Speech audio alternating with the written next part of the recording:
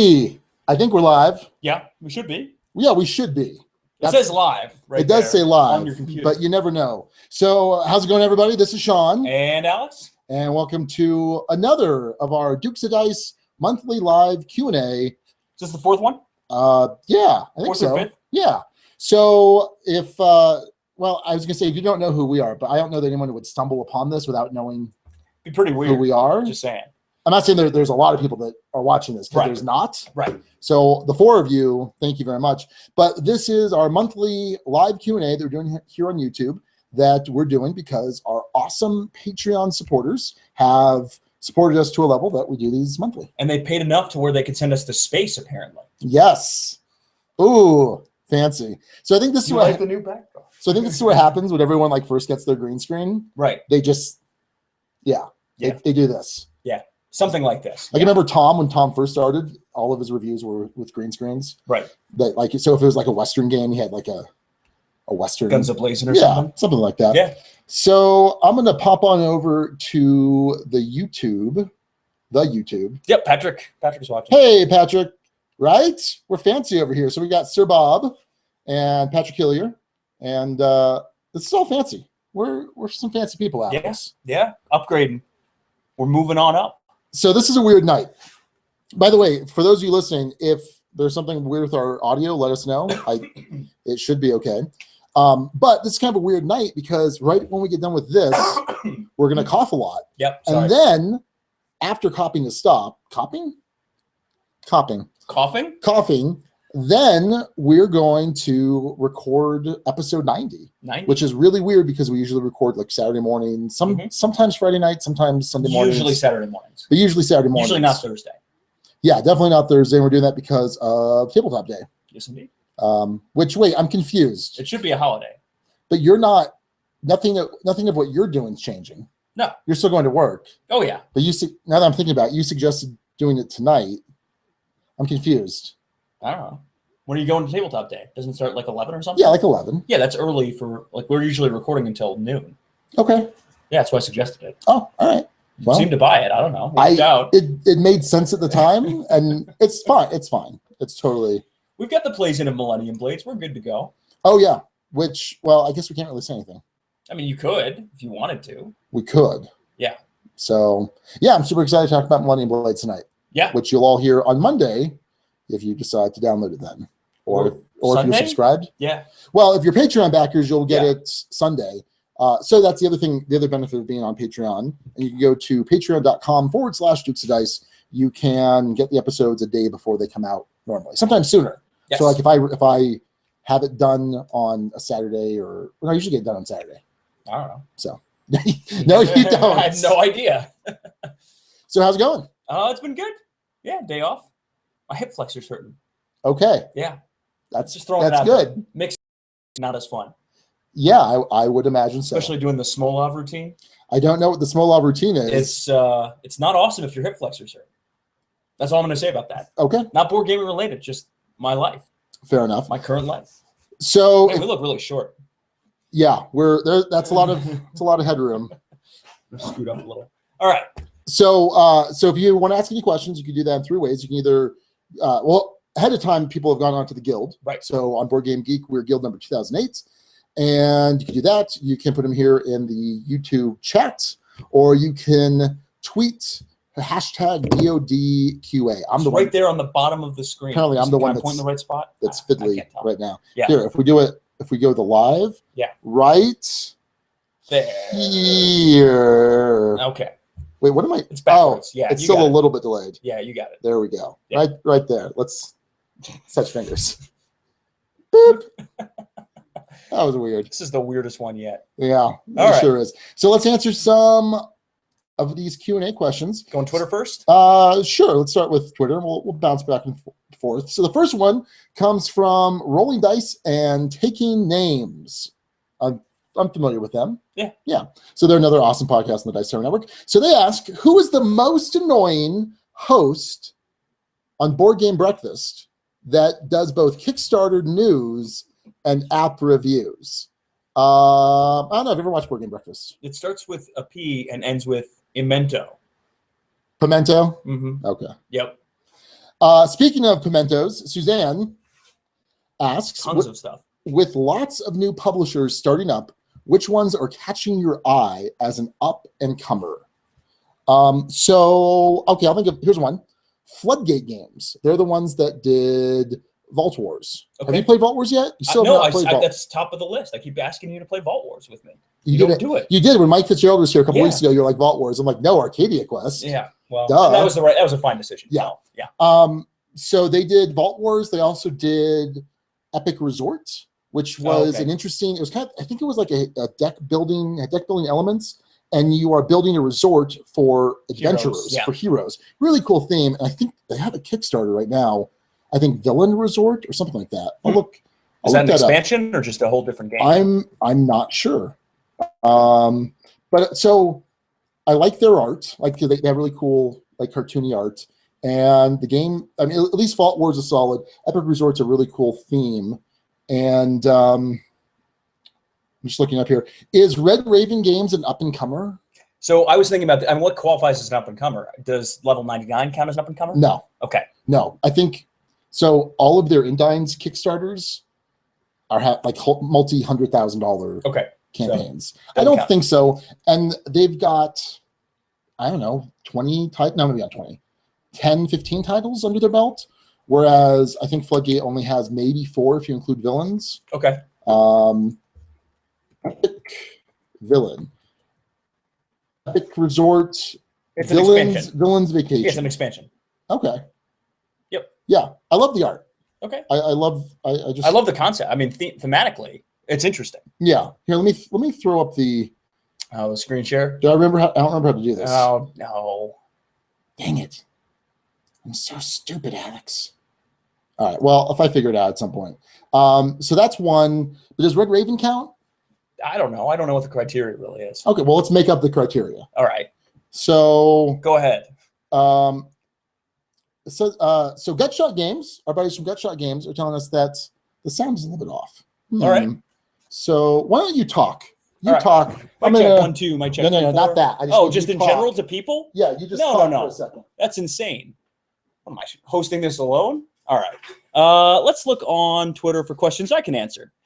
Because I'm a small publisher. You can answer that one if you want to. I don't track publishers as closely as you do, I think, because I'm less on Patreon than you are. So you mean Kickstarter? Kickstarter. Okay. Either way. I mean both of those. But yes. Remote. Don't do that. Don't do that. It's on one of these. No, don't do that at all. We're professionals here, folks. I don't know what you're trying to have me do anyway. Nothing. Don't do anything yet. Okay. Just talk. All right. Still talking. Next Suzanne question.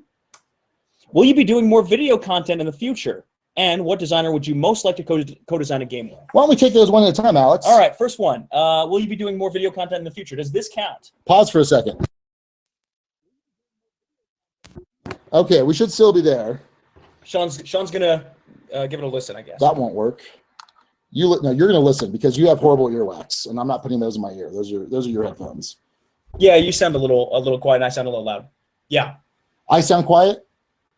You sound loud. Yeah, it's fine. Well, all right. It's fine. You're fine. Wait. Weird. Backfired. Okay. Oh boy, we got a bunch going on here in the chat. So hopefully it's like it's 3 seconds off sync wise. Oh yeah, sometimes it does that. Okay. Yes, and I think it fixes it once it's archived. Okay. But as far as that's annoying. Right now, yeah, that's annoying. Okay, so criteria. So this is Joshua Schultz. He says the criteria is publish 1 game a year for 2 years or less. So Red Raven is out because they've been at least since 2012. I want to think. So, but I think Floodgate Games would count. Pretty sure. All right. So then I'll copy your answer and say Floodgate Games as well. Great. Excellent. Okay. Looks like we sync's a little bit better. Cool. All right. What do we got? If the year was to end today, what would your game of the year be? Sean, if the year was to end today, what would your game of the year be? I like how you threw that to me. Yeah. I'm trying to think about what mine might be. Well, stuff, because it's stuff that's released this year, but sometimes we play stuff that was released in previous years. Have I given anything a 6 this year so far? No, but when we do game of the year, we do it for releases in the calendar year. Right. And okay, mine's really easy. Is it the one we're talking about tonight? It is. It's Millennium Blades. Yeah. Now that's going to change. Right. That's definitely going to change because I'm pretty sure. Oh, the Scythe count? No, I haven't played a full production copy of the Scythe. whole episode. Well, I mean, I think people knew where I was going, headed. But Millennium Blades is just really good, and yeah. But I think it's not going to stay my top game of the year. I have a feeling that Rebellion has a chance. Okay. But definitely Scythe will. Weren't you worried about Rebellion in that it might be a little bit like Scotland Yard? I was. Okay. Rory had said that. I'd seen someone else say that online. And Rory hated it. He and Chris played it the other night, and he hated it. And I was just shocked because Rory tends to like everything. For the most part, For the most part. And so I listened to the review from Boards Alive, the Boards Alive podcast. Everybody's over there. And they did a great review, and they kind of eased some of my concerns. Okay. So, yeah, I'm good. I'm good. So what about you?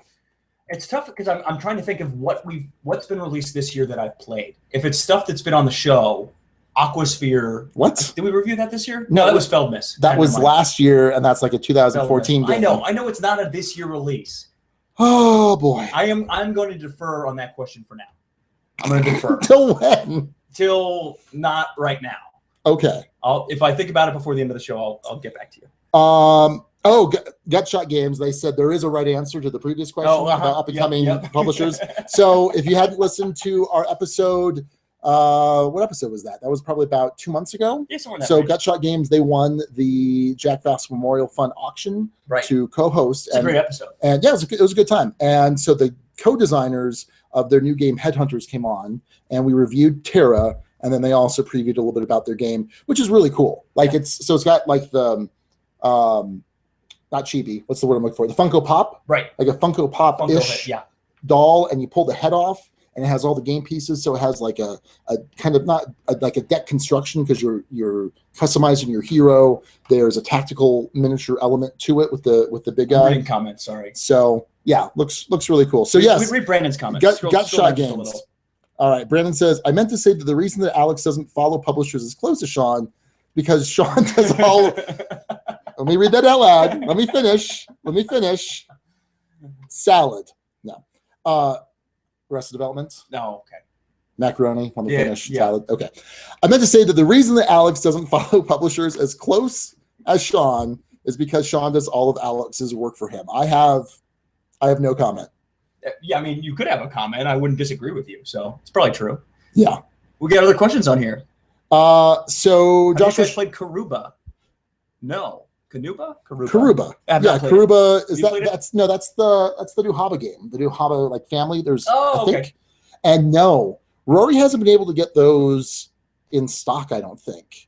But there's Aruba, and then is it Adventureland? I think it's Adventureland, which is supposed to be really good, more family weight game. So it's not like the typical Haba Kids game, right? But just a more family game. So I would like to play Karuba. How important is art in a game for you compared to mechanics? Josh asked that one. You go first. I can go first on this one. On this one, I can go first. If it's based on my opinion and requires no facts, I can go first. This is actually a pretty easy one because we talk about this, and we talk about this often in the context of Castles of Burgundy. Castles of Burgundy looks as vanilla can be. Horrific. For the most part. It really doesn't look good at all. No. But there's enough of a core there, enough of a great game that clicks and flows well and just is awesome that it gets past fiddliness, it gets past art, it gets past. So those are nice to haves. And in for instance, a game like City of Iron, it was a real plus. The art was gorgeous. But the score, I think, for me, almost all the time is going to be based almost entirely on mechanics within a game. Yeah, I think art can help that. It can help facilitate that, especially if you're looking for a thematic experience. Right. But I don't think it's the end-all, be-all. Well, it's not even close to the end-all, be-all. It's more on the side than anything, I would say. I think we're pretty much in agreement then. Okay. For me, like when I'm rating a game, I'm not rating individual aspects of it and coming out with some end product. To me, I'm looking at the totality of the circumstances. To use a legal term, like Travis wanted me to use, mentioned in Twitter. Anyway, so I'm looking at the whole package, and if there's a game with so-so mechanics or good mechanics and the art elevates it, great. If there's a game with fantastic mechanics and the art so-so, I think like Castles of Burgundy, I'm willing to. I'll put it this way: if the art's terrible but the gameplay is fantastic, I'm going to want to buy it. If the gameplay is a 6 and the art's like a 1, it's not going to drag it down so much that I wouldn't buy the game. Okay.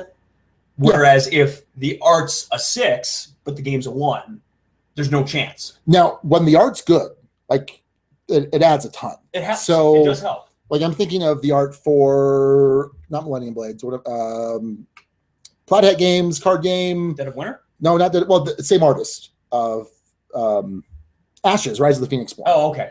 Fantastic art. I mean, just beautiful. It did help in Elysium too. Yeah. Art and components. Yeah. I can see that. All right. Brandon goes on to say, back to Karuba. It's a Ruger Dorn design. So same guy that did Istanbul and Goa and a bunch of other games. So yeah, I've heard nothing but good things about Karuba. And Brandon mentions Broom Service being a pretty tempting one to pick up. At least as far as I'm concerned, you should pick that one up. Yeah, it's a I'm surprised I don't own it. Actually, I kind of am too. Yeah. It's going down. So Gutshot Games asks, I think you've covered it before, but why a 6-point grading scale? So there are 2 other podcasts that I know of that use a 6-point grading scale: Heavy Cardboard and Blue Peg Pink Peg. And initially we had a 10-point rating scale. It was kind of the BGG. And what I noticed was games we reviewed tend to be somewhere between 7 and 9, or maybe like 6.5 and 9. It was in that same little narrow band range. Right. So every now and then we'd have a 9.5, we'd have a 10, or we'd have I think we had 1.5 or 5.5. Machikoro was like a 5.5. Yeah, exactly. So it was kind of worthless to not be using half of that rating scale. Yeah. And also it's still even that, when we're giving a game a 7 or a 7.5, that's still a 10-point rating scale within that top half of a 10-point rating scale. Right. You know what I mean?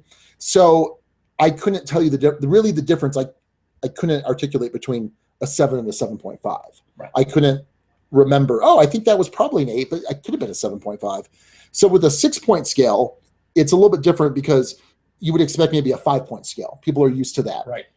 The problem is it's so easy to land on a 3. It's right there in the middle. A 6-point scale says you have to pick top or bottom. Right. It has to go in the top or the bottom half. And that's why it's really important, Alex. I'm pointing my finger at you. And that's why it's really important that we don't use decimals, because there has to be some kind of commitment. Now, we fudge that a bit. Oh, yeah. We all the time. We'll say it's a high. It's a high. It's a low 6. We don't ever really say that. I mean, I guess we could. Yeah, we could. But for the most part, it's still requiring a commitment to one of those. And then we established some, with the help of the guild, because we put this out to the guild, got some suggestions, and we asked, what are some good objective criteria? Now, keep in mind, this is all subjective. But there's some objective criteria that we can look to. Like, for example, a 6 is an all-time favorite contender for the top 10. Yes. So, again, there's some wiggle room because it's a contender for the top 10. Doesn't have to be on the top 10. And the 3 and the 4, the demarcation between those, a 4 belongs in the duchy, whereas a 3 may not. I think the biggest gap on the scale generally is between that 3 and a 4. And I think we've said that before, but just as you were talking about top half, bottom half concept, if a game can make it up to a 4, then it's solid, worth buying. Either you or someone else in your gaming group should have it. If it's 3 or lower, it's forgettable. Who cares? So to me, if it's a 3, if it's up your alley, consider it. Right. Because a lot of the 3s, I consider the designs good enough, but for whatever reason just doesn't do it for me. Mm-hmm. So that's why we have that. And it's nice because it's not such a wide range. There's distinct meaning in each of those. And again, that objective criteria for me isn't a hard and fast rule. There are some games that maybe I won't keep just because that will get a 4, just because either maybe you have it or Empire has it, or I'm just running out of room, and eventually I'm not going to have. I mean, I can see a point where I only have 5s. Sure. Just on sheer room. Just how it goes. Yeah.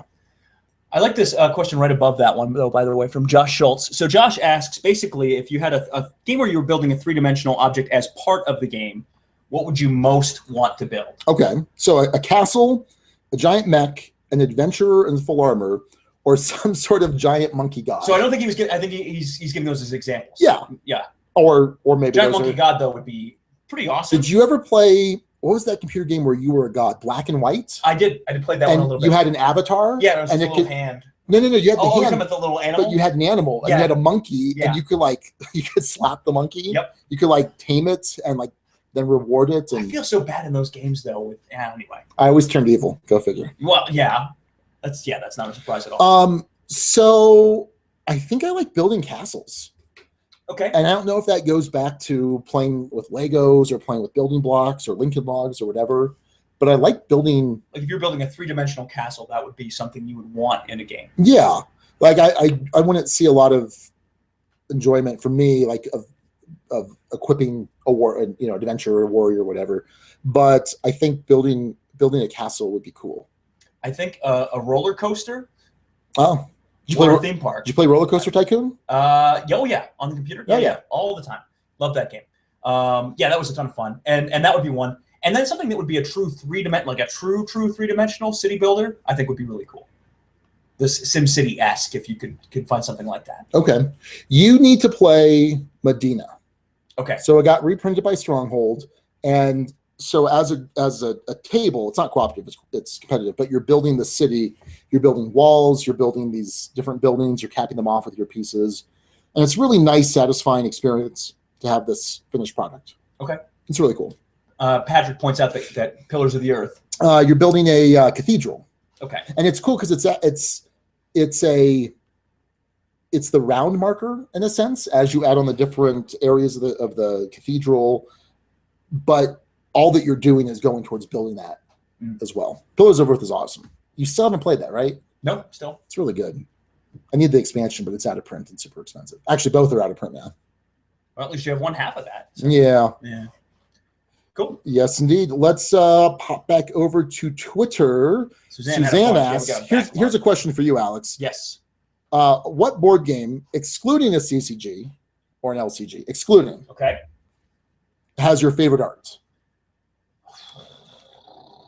I'm also going to exclude some of the Fantasy Flight games that have some art. Would you exclude Star Wars Imperial Assault? Yes, because it has kind of LCG, CCG art on a bunch of those cards.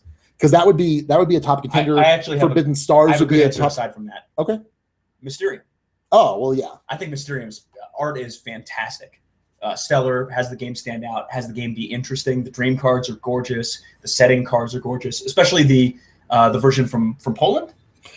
No. Oh yes, yeah. Yeah, the Polish version. Love the originals on those. And I don't think the U.S. version's too bad. I mean, basically the dream cards are the same. They just updated some of the room cards. But in terms of the art, I would say Mysterium takes the cake for me. Speaking of the Polish versions, yes. Castles of Mad King Ludwig. Remember we talked about? Oh yeah, we were talking about the Polish art is incredible. So the actual tiles on the castle pieces have incredible art, and the American version it's just a green field, a purple field. It's really boring. Yeah, it didn't stand out. Yeah, that game could have been helped actually a good amount with art. I really like the Gallerist. Not nice. Not in terms of like a specific piece. Or in terms of, there's not like illustrations necessarily, but just the whole design aesthetic is really cool. I mean, it just looks so good. All of those pastels. I really love the Gallerist in terms of gameplay, and it looks fantastic. I mean, we've talked about this, and best components, best art. That's one that comes to mind pretty quickly is the Gallerist. So, I would agree with you to a degree, but Mysterium. Pathfinder probably doesn't count. No, I mean, if you're gonna limit CCG, LCG, that would be right in there. So. Speaking of the Pathfinder iOS app, and I think Android app too is available. Okay. As of yesterday, I believe. All right. So I'm going to try that later tonight. See how that goes. Yeah. And you and I are ready to play Wrath of the Righteous, the third set. We're just skipping set 2. Well, Who needs that nonsense? I feel bad. So we were trying to play with David. David's schedule and our schedules it doesn't work out, and I would just feel so bad. Who was the fourth? Was it? No, it was just the three of us. Oh, we had 2 characters each. We had 2 characters each, and then when we were playing over at Active Imagination, people would just kind of walk in on a Thursday night and they'd kind of fill in, which I was fine with. Yeah, because we had the extra characters. Right. But it was just the 3 of us will be the ones that are definitely going through the whole campaign. So I feel bad, and I don't want to. At what point do you let it go? I don't know.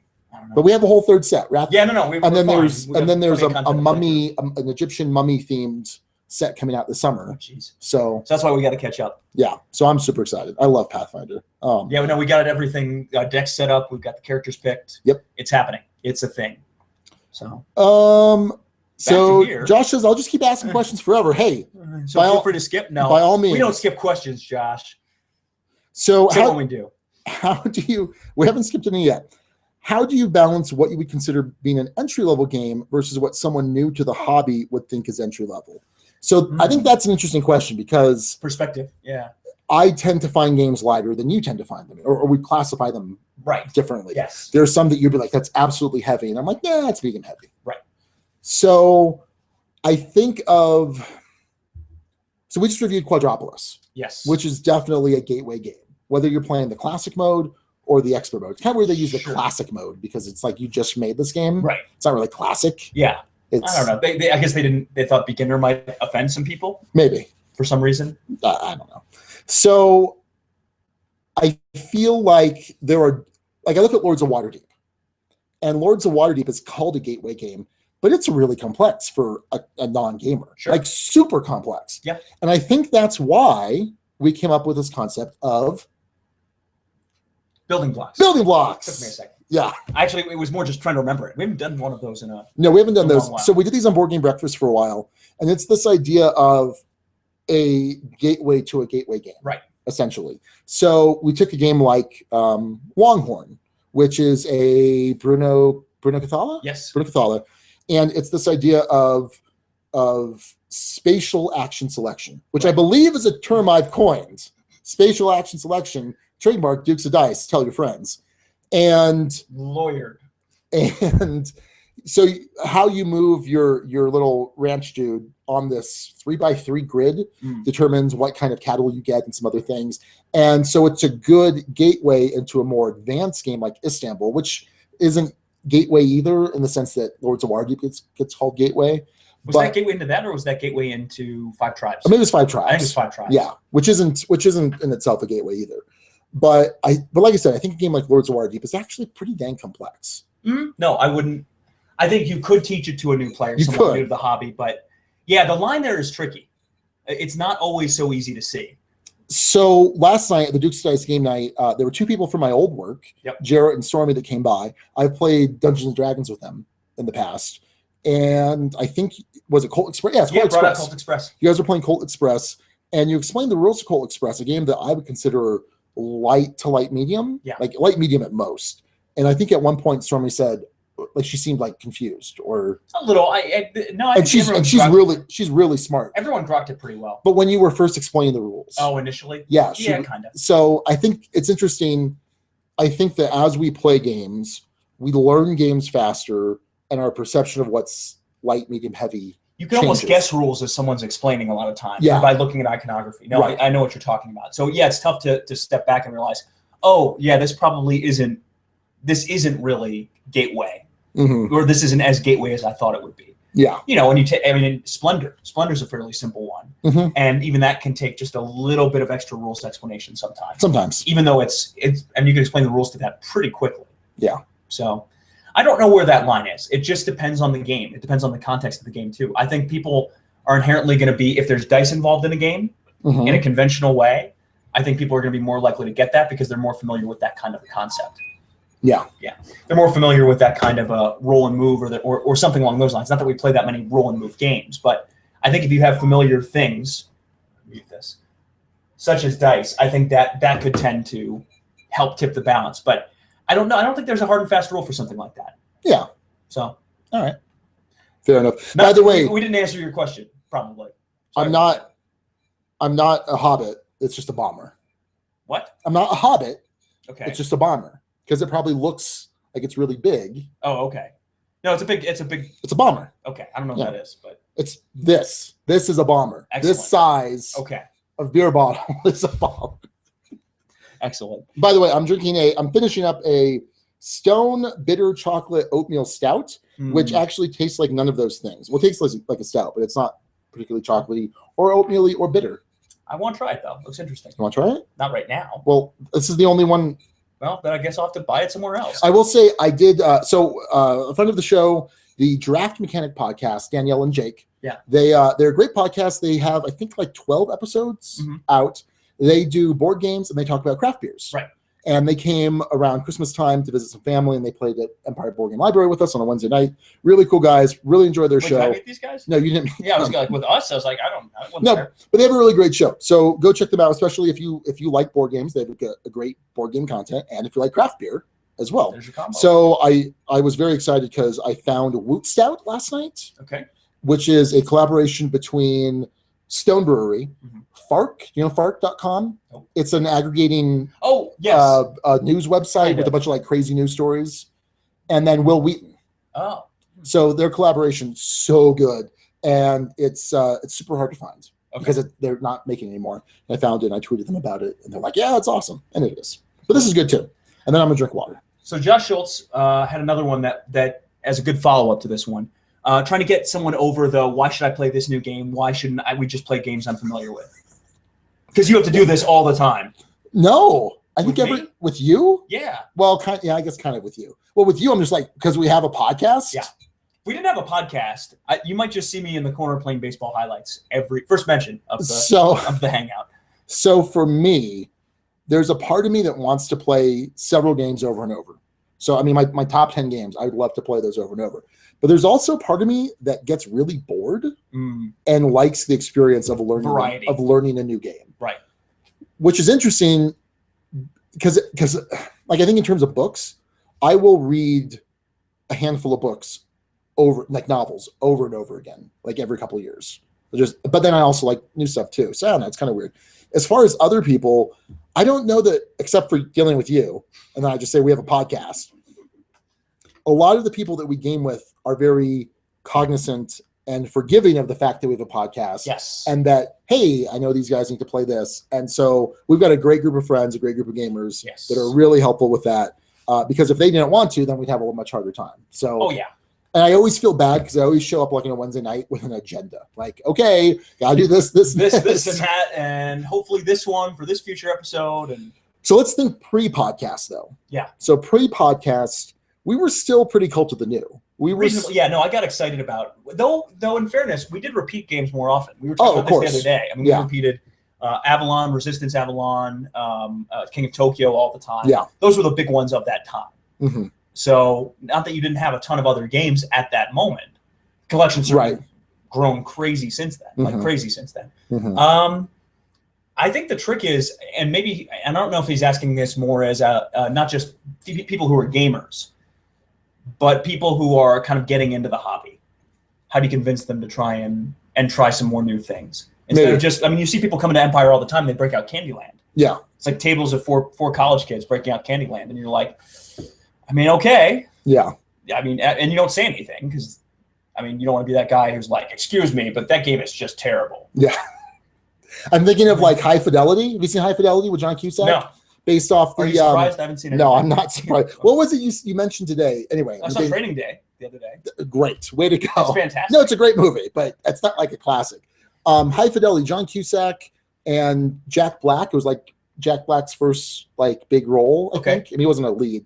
And this kid came in it's a record shop. It's about a record shop. And this kid, Nick Hornsby's the author of the book. Okay. Did a collaboration album with Ben Folds, which was really good. Anyway, so kids come into the store and ask for like some crappy record, and Jack Black just yells at him and kicks him out. Oh, jeez. And John Cusack's like, just make the sale, dummy. Anyway, what's the question? No, I don't know. It's about how to get people into to new games. Oh, yeah. And not keep playing games that they're familiar with.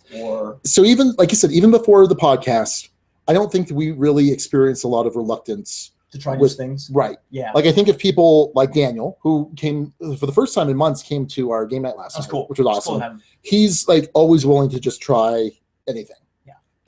David was always really chill. Not new David, old David. Right.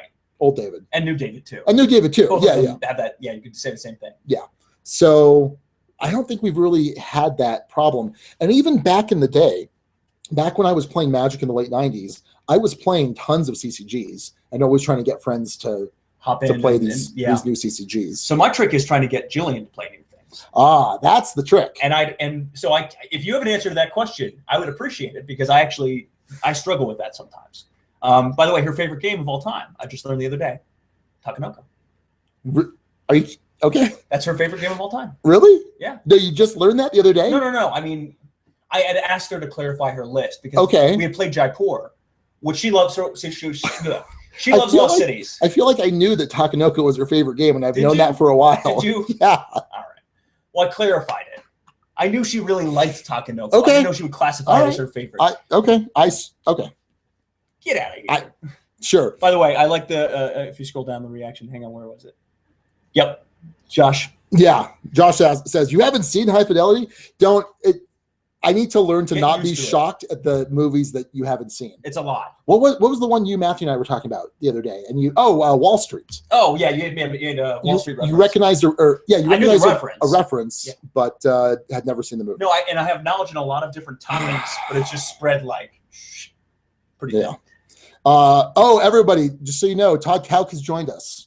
Oh, I thought he was referring to someone else when he asked if a really cool guy had just entered the Q&A. Ah, I see.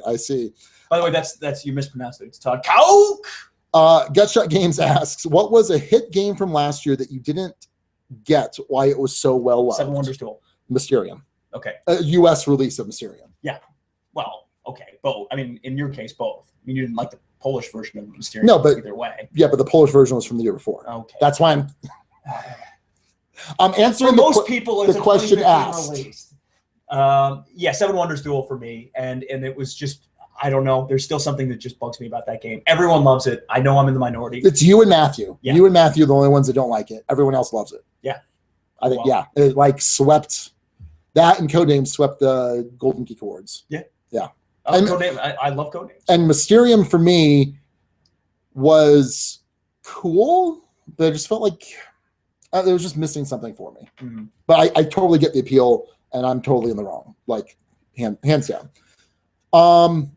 So Todd asks, you guys play any bluffing games like Liar's Dice, Cockroach Poker, or Mamooze? We have a great time playing those at my work lunch breaks. I haven't played Liar's Mamooze. Dice is cool. Liar's Dice is cool. Cockroach Poker, I can kind of take or leave. Have you played that? No. Matthew has a copy, and it's okay. It's interesting because someone hands you some cards from their hand. They pick a person at the table, and they say, I have 3 rats or whatever. And you decide you either believe them or you don't. Right. If you aren't willing to check, you'll say, okay, you know what? I'm going to believe you. But then you look, and then you pass whatever they had passed you to someone else, and you say, oh, you know what? It's actually 3 cockroaches. Right. And it was cool. And I don't know if it was a late night when we played it, and it was kind of the end of the night. I should probably give it another try. Like, I can definitely see some aspects there. I mean, Coup was a big... Coup is fantastic. Sheriff of Nottingham. Mm-hmm. Or is that a card game with bluffing elements? No, it's a bluffing game. Okay, good. It's a bluffing game. Yeah, we like bluffing games a lot too. Especially for me, Sheriff is top 10 game for me, and Coup is fantastic. So, no, I like a lot of those. Don't play them at work. We still haven't played Coup G34, G35, right? Which has 35 or whatever different roles. Yeah, I don't know if I need that. Yeah, but it's just you use 5 different ones. Match variability. I'd like variability. Come on, Watchdog Alex. Watchdog Alex says the value may be there. Watchdog Alex is probably being a pain in the neck about that one. Watchdog Alex is always a pain in the neck. All right. Jonathan Dodd asks, speaking of Coup, are you guys fans of filler games like Love Letter, Coup? Any favorites from that genre? I think Love Letter is fantastic. Love Letter is amazing. For that genre, yeah. Love Letter for the dishes. We do Love Letter for chores a bunch. Still? No. Oh, you're just lying. You just lying. You caught me. No, we used to, and we probably will at some point. Coup is fantastic, but Coup Reformation, the expansion, is a pile of crap. Mm. I can't stand it. It extends the game far too long. It just lost some of the elegance. But base Coup, I love. I did play and I'll talk about it in the podcast. I did play Battle Cruisers, designed by Philip DeBerry. Yeah. Just released by Tasty Minstrel. It was a Kickstarter release, and it's that same thing where you're playing with a hand of everyone has the same hand of 5 or 6 or 7 cards depending on the number of players, and there's a bunch of different cards in the set, so you choose how you play, and it's just you simultaneously playing a card every turn until everyone's eliminated or someone scores 15 points. That was really cool. So other ones that would be favorites for me, Ghost Blitz, and the sequel, Ghost Blitz 2, the Ghost Blitzening, which we broke out the other day. That was actually Is that a micro game? You wouldn't call that filler? Oh, it was a filler? Yeah, he said filler. Oh, filler. Yeah. Okay. Wouldn't ask about micro games. As far as micro games go, how do you feel about Red 7, Alex? We didn't like it, but maybe we played it. No, I liked it. At the time, you didn't like Red 7. Because Matthew Todd. At the time I played it with you. Right. Yeah, but no, it's good. Okay, I need to play it. I was joking the fact that Todd Cow called you out and calling it a micro game before. Oh, I see. I forgot that reference. So, all right. Yeah. Swing and a miss. Yep. All right, let's see here. Megan, speaking of Red 7, Megan Axer. Hey, Megan, says my favorite filler would be Red 7. And it's a great Shuddick filler. Okay. Yeah. I got to play that. Does it work well 2 players or you need more than that? What? Red 7? Yeah. Oh, yeah, it plays up to at least 4. Would you consider Onitama a filler? Yeah. Is it a little too... Okay. Yeah, but... The rounds could be reasonably quick. Yeah, I think so. Oh, so Todd said I'm misexplaining. Misexplaining? Is that right? Is that the right word? Am I misexplaining? I don't know. Let me see. No, I'm using it. He says you're explaining the game wrong, but I'm saying misexplaining. Oh, okay. I'll just say I'm explaining the game wrong. Only 1 card in Cockroach Poker. Uh-huh. Hey, Todd also says he likes Philosophy and Emmeline from Ben Folds 5. Or Ben Folds, sorry. Okay. And Philosophy is Ben Folds 5. And this is a dangerous question. What's your favorite Ben Folds song? Okay. Great Ben Folds story. I've met Ben. All right. I'm going to go take a break here. Are you kidding? No. I've met Ben. So if you don't know, Ben Folds is my hands-down favorite artist. I tend to like singer-songwriter, piano people. Mm. So Ben Folds, I like Billy Joel a lot, even though he's kind of, what's the word? I can't think of the word. Old? Cheesy. Oh. Kind of cheesy. Okay. But I like him. Regina Spektor is really good. You ever heard of her? I've heard the name. Tori Amos, Criminal Girl. Alicia What's Keys? her name? No, I don't like Alicia Keys. Okay. What's Criminal? I have like all of her albums. And I can't remember her name. Okay, I'll think of it in a second.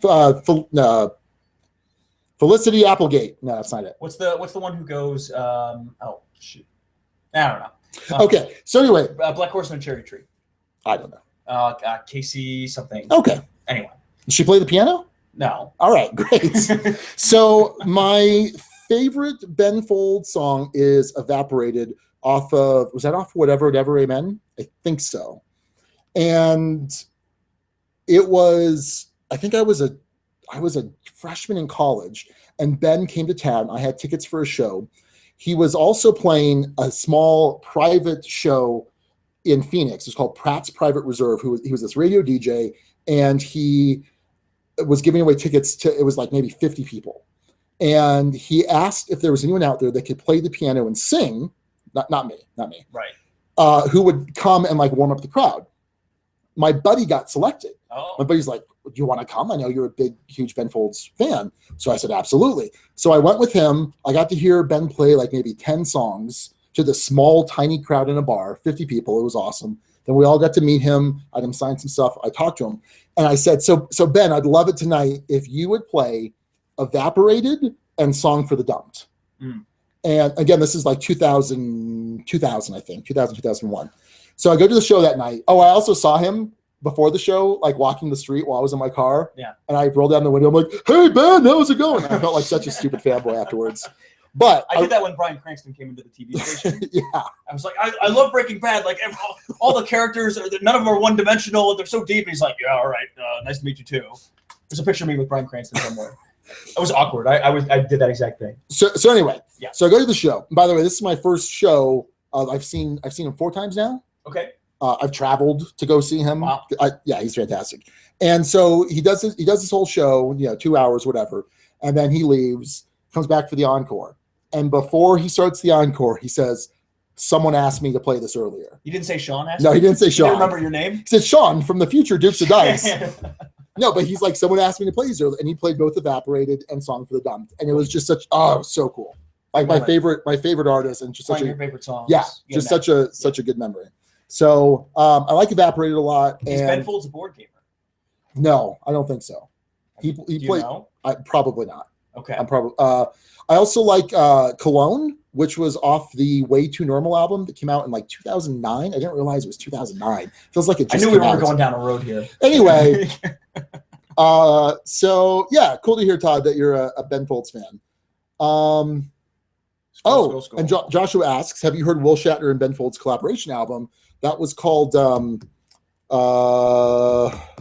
God, what was that called? But he does a cover. Scrolling. Track 1 is a cover of Rich People. It was Fiona Apple, by the way. Fiona Apple. Thank you, Todd. Thank you so much. I knew Apple was in there somewhere. But yeah, the William Shatner album is actually really good because it's mostly Shatner spoken word. It's really good. Do you know what you're doing? There we go. Do you know how to scroll? Oh, hey, Ben Folds, coincidentally, graduated from Duke. Yes. Yeah. Did that factor into the show name? I don't know. Okay. Maybe it did. All right. Hop back to Twitter.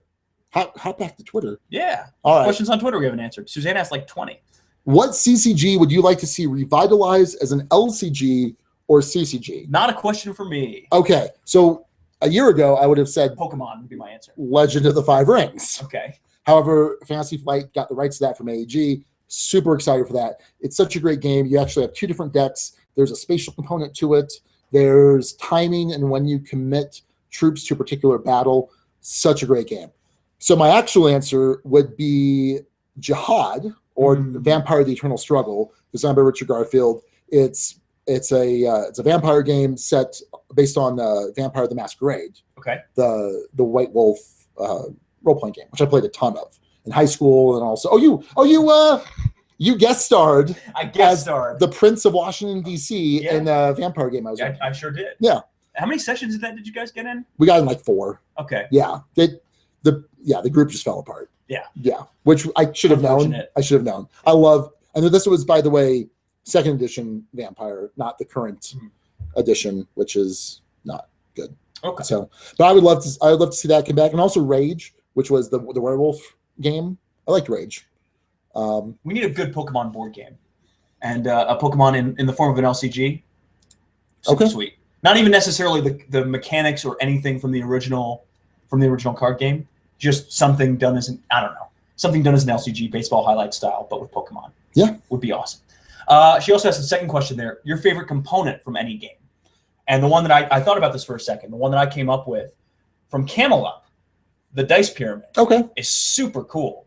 I don't like that. Obviously, the rubber bands can break, though I haven't had too much of a problem with that. But I think that's awesome that you can the Pyramid of Destiny. Just flip it up. And, the Colt Express trains are pretty cool. Yeah. The Takadoka Panda. Yeah, that's true. The Panda and the Farmer both is pretty good. Yep. I think lately there's been a lot of games that have come out with some pretty cool components, like just like centerpiece type components. Cleopatra was really cool because you built up a pyramid and like temple, if I remember correctly. So that was I can find Cleopatra. Okay. I liked that game. Cool. That's a Days of Wonder game. Oh, nice. Yeah. Okay. Todd's quoting some Evaporated, which is nice. Let's see here. Anything else here? We've got some questions over in the guild. By the way, if you're not a member of our guild over on Board Game Geek, we are guild number 2008. That's because that's when we were founded. It was a strange time back then. 2008 was a crazy year. It was a crazy year. I know. I was in college. I was I was a junior. Okay. I was a sophomore into junior year. So Mike Risley, pronounced Risley, rhymes with Grizzly, asked over in the guild, if a respected publisher came to you and asked you to design a game based on your work life, would you or could you? This is kind of a funny one. Go ahead first. So I have been, time to time, not consistently enough and not well enough, trying to design a game. I'll say. Sorry, go ahead. You haven't seen there have been some good changes to it. Okay. It's called Budget News. And the idea being that it's in a newsroom where you don't have enough resources to go around. You're laying folks off, and luckily haven't experienced that firsthand yet, but it's in that industry, kind of in that flavor. So you're trying to do more with less, and it's sort of a role deselection mechanic is the idea. That's the core of it. trying to get it to work is another thing. It's probably going to be about a half hour, 45 minutes is the plan. Hopefully, it's going to be shorter length, probably not overly complex, more on the range of Gateway. But I'm trying to find a way to have enough depth to actually be interesting.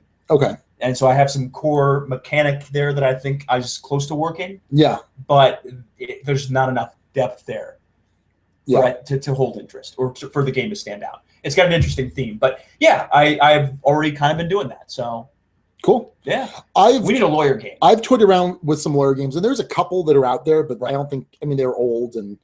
And ultimately, the more I thought about it, the more I figured it needed to be a storytelling game. Mm-hmm. Because there's a certain, okay, so keep in mind, lawyering is not homogenous. There's so many different types of fields of law and different types of lawyers, and they do different things. There's some lawyers that will never set foot in a courtroom. But I think that most people would be most drawn to that courtroom, to that drama that you see on Perry Mason or LA Law or Law and Order or Attorney at Law. Ignoring that. You need to play. And so I feel like to really capture that, like I was kind of thinking of like some kind of worker placement thing, and then you're like doing discovery, and it just sounded really boring. But I think a storytelling game is how you would do that. You would have one person be the judge, and then you'd have I think arguments and evidence. Well, you would have two teams. One, whether it's probably criminal case, because that's where really where the drama is. Yeah. And you would have one team being the prosecution, the other team being the defense, but then all opposite members of the teams would step in as witnesses. So I've got a title for a game. Okay.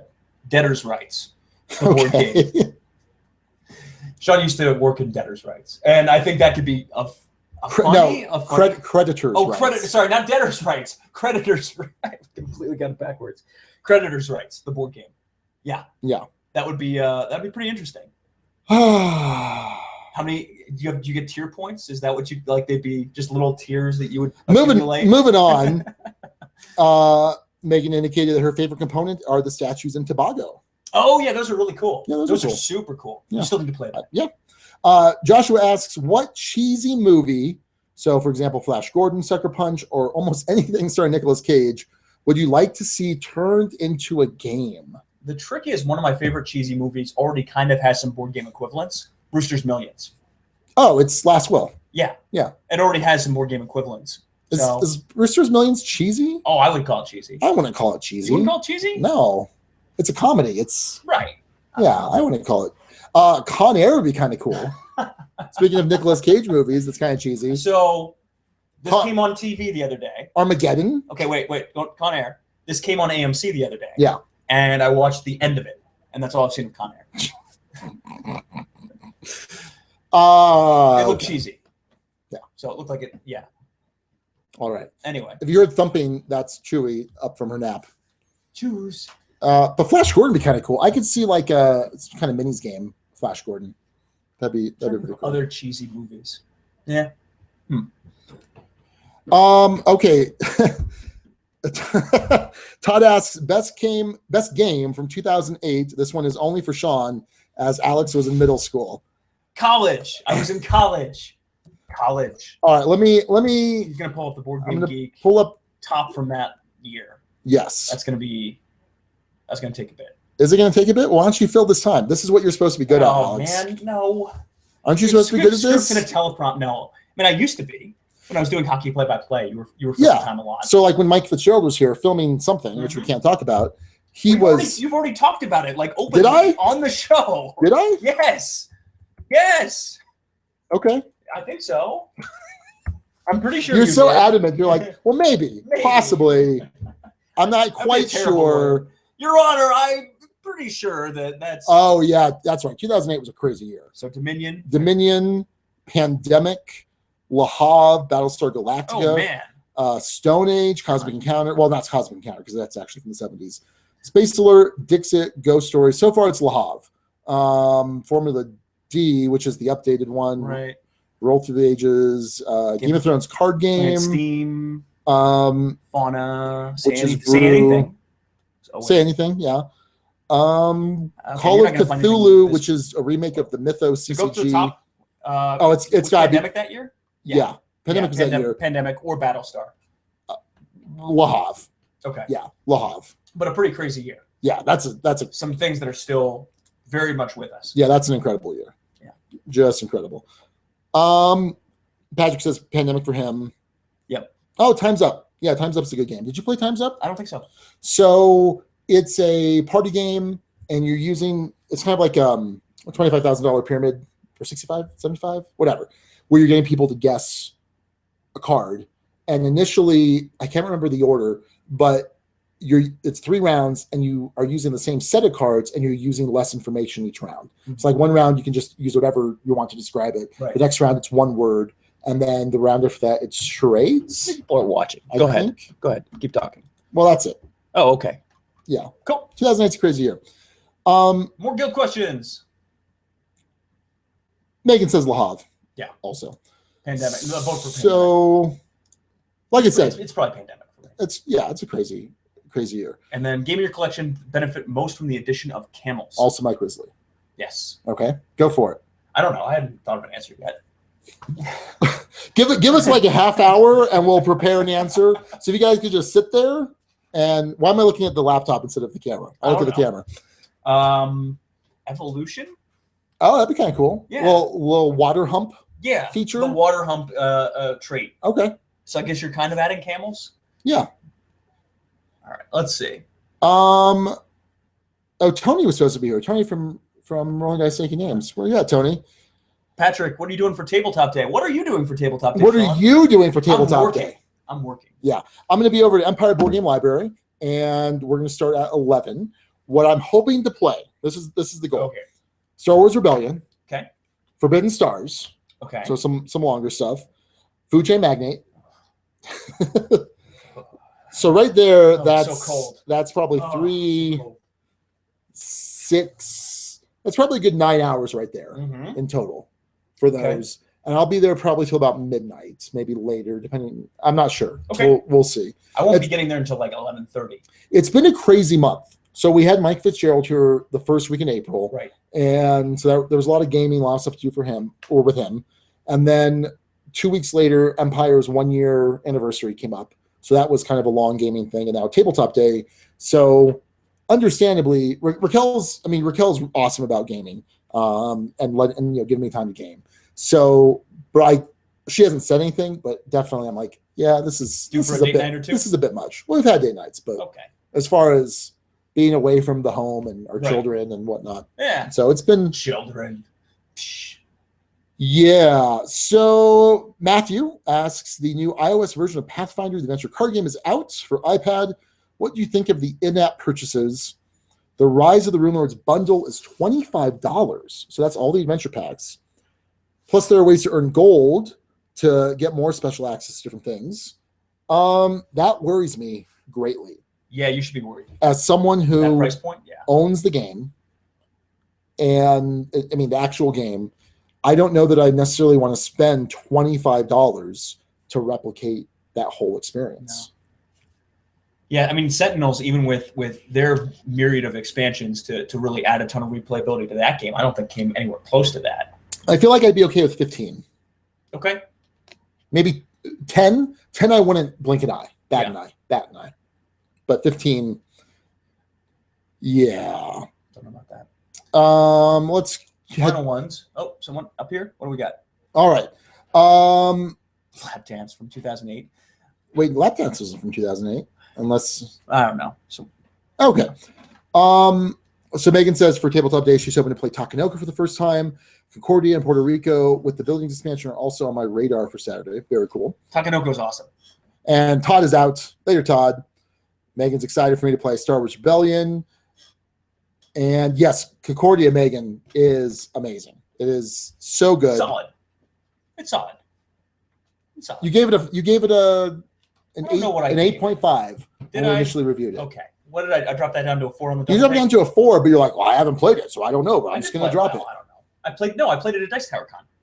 Oh, no, I didn't. I watched you guys play it. I thought I did. That was a game with me, Raquel, Max, Suzanne, and Jamie Kiki from Secret Wolf. And I remember sitting that one out. Yep. And being like, yeah, no, I'm good. So I'm good. Love Concordia. It's just fantastic. Yeah.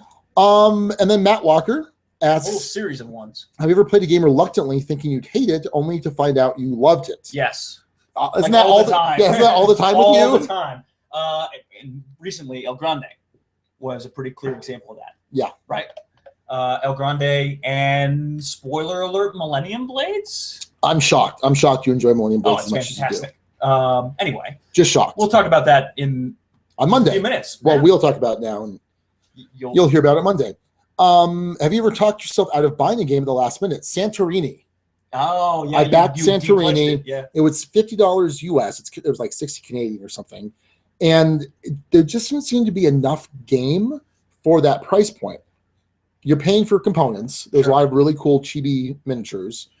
But for an abstract game that, although it looked really good, it looks really fun, I couldn't justify it. But that's okay, because I took that $50 and I put that towards Rum and Bones Second Tide. Yep. Sounds like a thing you do. Hey, Alex. Yeah. Matt asks, when was the last time you played Monopoly?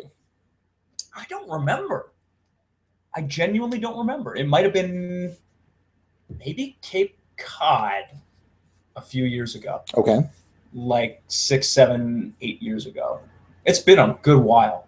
What about you? I think I must have been a kid. Do we have a duty to at some point play Monopoly again? We're not flip the table.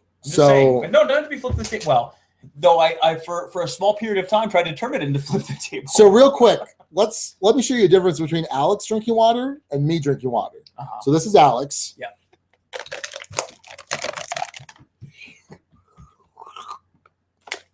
And me as that, just not, loud. Mm-hmm. So the most important question, Alex. Yeah.